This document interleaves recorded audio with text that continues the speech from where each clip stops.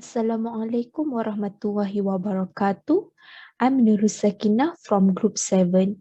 Today, my friend Nurin Akilah and I will talk on the topic every organization should have work-life balance. The idea of work-life balance can achieve one of the sustainable development goals that being assured by United Nations, which is SDG number 3, good health and well-being. First of all, let's talk about the definition of the term work-life. The work-life balance is not necessarily means that you should have an equal time between work and non-work life. According to Lakadas and Barwa, he stated that the term work life can be understandable as sustaining optimum balance of personal and professional life, which is reducing the conflict arising between them.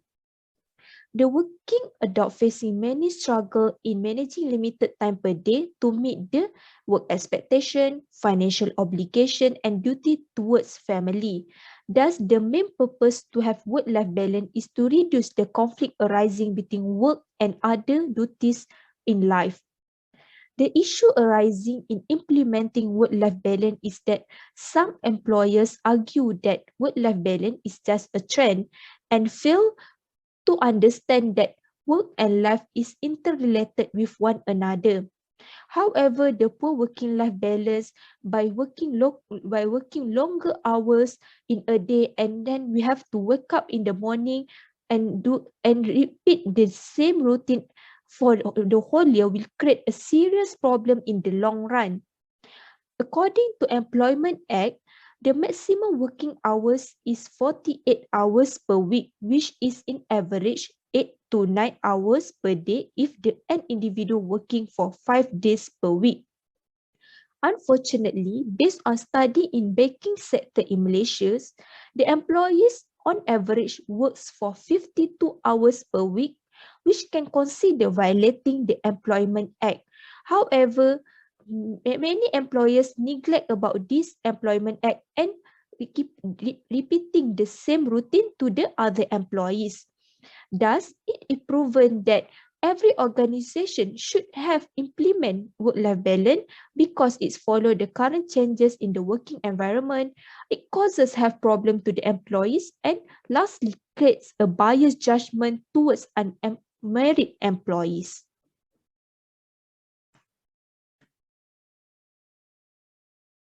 The first reason to implement work-life balance is to follow the current changes in the working environment. The main changes in the working environment is due to the transition in the family system from traditional family system to the companionship family system. The traditional family system is that the role of father and mother are divided, where father is the source of where the father is served as the main source of income, while the mother is the homemaker. While in the current changes in the family system, which is the companionship family system, both the role of father and mother is based on love, communication, and tolerance, as both parents are involved in the labor force and at the same time are responsible for the family upbringing. It can be proven by the increase in the involvement of women in the workforce and the current corporate governance. We also encourage for the business to have at least 30% of women participation in the board, director, and the senior management position. The misconception that usually occur that create conflict between work and life balance is that we need to work overtime in order to achieve high productivity and advancement in the career. In Malaysia, we only see that the productivity based on the time consuming, not based on the result. The longer the working hours, the higher the productivity. However, we not consider the time consuming for the work that will neglect other footing in their life. Thus, in order to fulfill their responsible towards family, the grandparent or domestic helper is needed to help them in order to upbringing the family. Secondly, the participation of Generation Y and Millennial in the workforce. The member of Generation Y and Millennial is the one who born between 1980s towards 1995. The changes in lifestyles of Generation Y that not only focus to work, but also to have time for the personal purposes, for example, for leisure time, really increase the emphasis of the importance of non-work life towards the working environment. Requirement to have social life in the same time success in the career is the main goal of this generation and the next generation. Thus, the term YOLO that being used, which is you only live life once, make young generation eager to try many things in order to fulfill their life.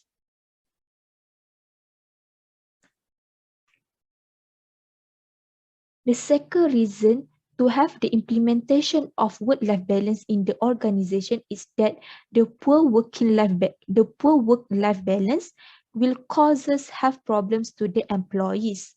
The involvements of the elder and disabled employees in the business require for the business to look after for their employees' health.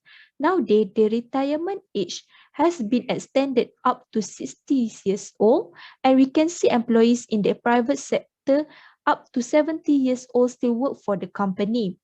However, the age factor is not only the reason that contributing to the health problems. The main trigger in the health problem is stress due to the poor work-life balance. Working for the longer hours will create exhausted to the person and then also create the stress to the employee because they have the conflict between work and non-work life. The stress already been known for the main factors to many serious health problems such as high blood pressure, heart problems, and depression. The conflict arising between from work and non-work life creates a huge stress to an individual as they have to maximize their time in fulfilling every role and responsibility they have. The relationship between the stress and age factor can create a serious health problem to the employees.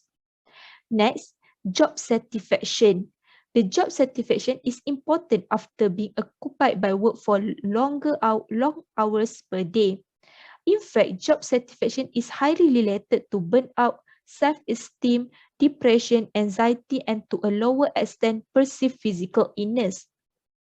It means that when we have burnout, burnout, depression, our job satisfaction is low. So that our productivity also low will also create problem to the employers. It is constantly correlated with the job performance and with four different trait predictive of job performance, which are self-esteem, generalized self-efficiency, locus of control, and emotionally stability. When the workers have the good job satisfaction, they can boost their self-esteem. They also have a good emotional stability so that they can work well in the company. In addition, the increase in the job satisfaction will reduce employees turnover and retain the high quality employees. It is because that when the employees enjoy working in the company, they will not quit from the company and company can retain the high quality employee to the and going for the long time. Thus, it saves the company money in hiring process and remain the business productivity. The job satisfaction also contribute in improvement of financial in the company. Assalamualaikum warahmatullahi wabarakatuh. My name is Nurin Akila binti Sharul Azam. Now I will continue the presentation regarding our topic, which is every organization should have work-life balance. Based on main idea 3, which is bias judgment towards employees. First and foremost, effects towards marital status. Workplace and work colleagues should have a good environment for all the employees. To ensure this will happen, work life of an employee must be balanced. No discriminations towards single or married employees. The failure on recognizing work-life balance creates a biased judgment towards unmarried employees. Some of the company mistreated their single employees because there is stereotype towards them. Based on Jaya Singham et al., most past studies have also equated the term life with family obligations, which is focused on childcare. Usually, the organization give the work overload and unfair treatment, even though single employees can be defined as unmarried, divorced, and childless. Secondly, misconceptions of work time. Akanji et al. In 2019 explained that the injustice towards single employees.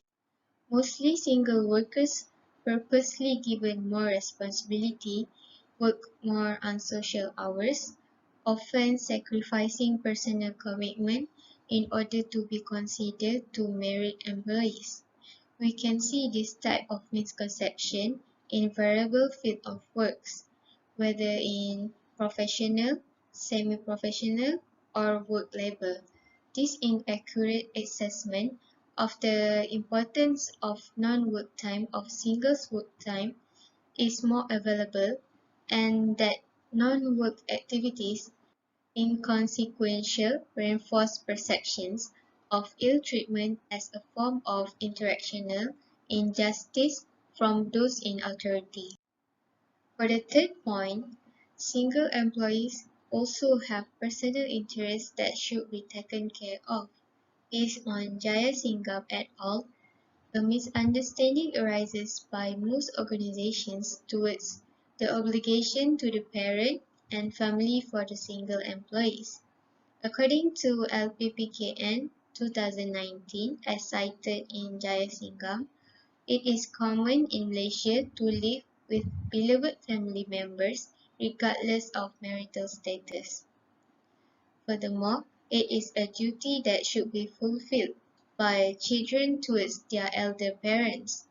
In Al-Quran, the importance of fulfilling duty towards parents, as Allah clearly mentioned, after commanded humans to worship Allah alone. It is an obligation not only for Muslims, but also to all mankind.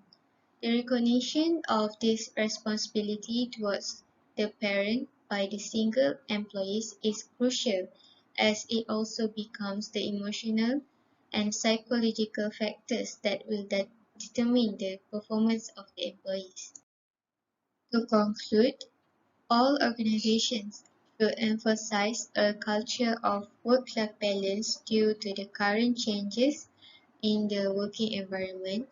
It causes health problems and creates a biased judgment towards unmarried employees. Nowadays, many employees are now bound by commitments and also expectations that are influenced by their private lives. The implementation of work-life balance culture by employees in the organizations will ensure the well-being of their workers. Moreover, job satisfaction is very important for every employee to produce productivity in every task. This is also to maintain the mental and physical health of employees to continue their work in a comfortable condition. Moreover, the awareness employees emphasize on the importance of work-life balance for employees will stop the biased judgment towards unmarried employees.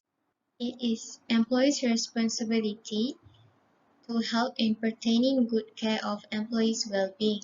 Every company should have its policies to maintain a work-life balance for its employees. Nevertheless, with the existence of the policies, they must ensure that the policies must be implemented sternly by the organizations. Last but not least, the employees must know how to handle their personal and professional life to have a stable work-life balance. It is to avoid when problems occur, they are able to do their tasks without being too carried away with the problems they face because it can interfere with their work performance and productivity in the organizations. Thank you.